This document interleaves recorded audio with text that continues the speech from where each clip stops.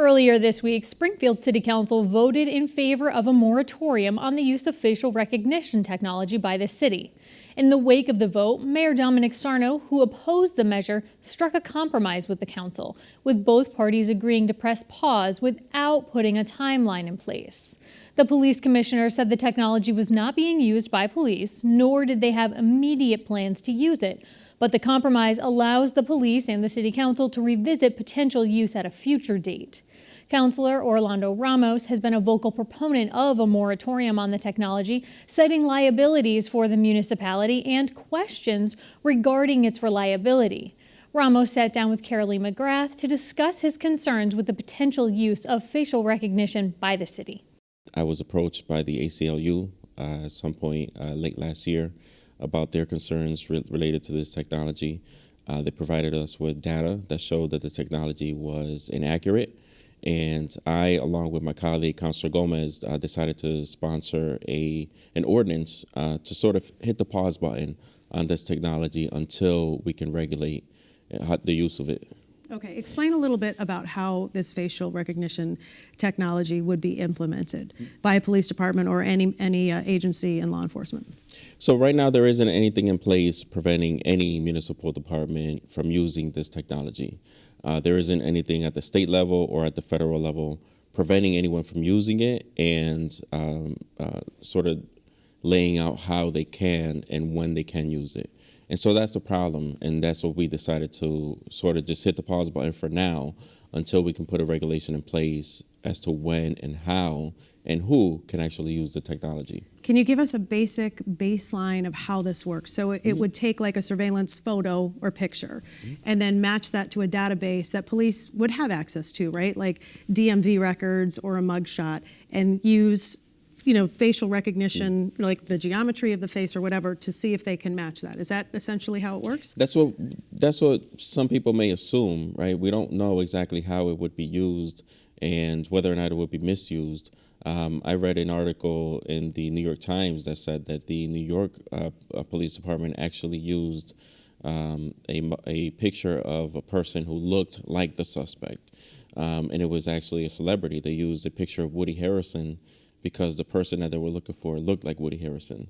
And so, and they were, they tried to use that to find the person that they were looking for. That's concerning, right? Because you and I may look like someone that they're looking for, and we may be targeted.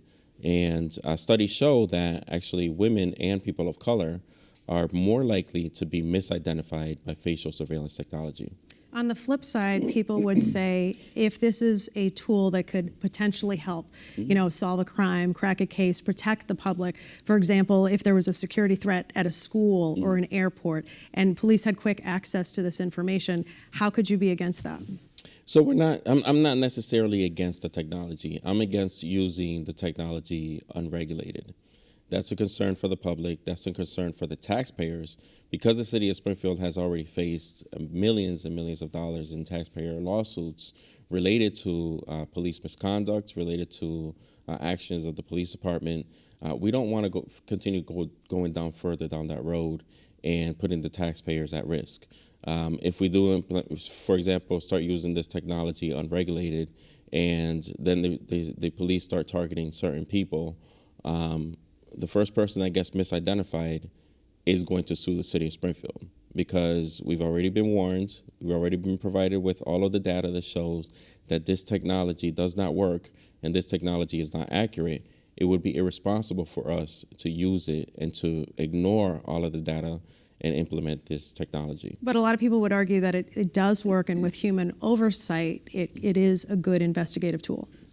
Yeah, it could potentially be that. Right now, we're not at that place. The technology is not ready. It misidentifies women and people of color at a higher rate.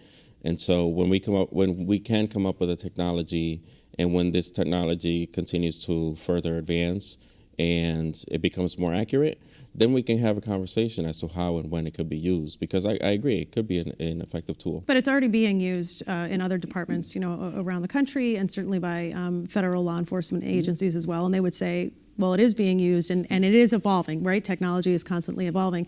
Other people might say, hey, listen, you have facial recognition technology on your iPhone, social media is using it. It's already out there.